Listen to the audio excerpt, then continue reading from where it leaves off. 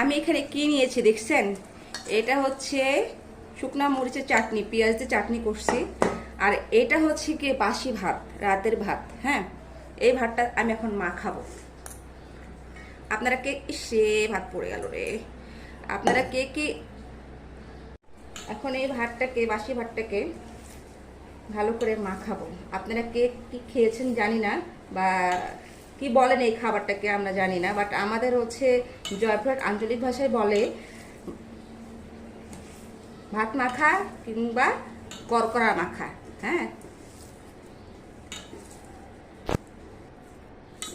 মাখা রেডি হয়ে গেছে। এমন ঝাল ঝাল ভাত কার পছন্দ? আমার তো ঝাল অনেক পছন্দ, মিষ্টি পছন্দ না। আর এর সঙ্গে একটু গরুর মাংস।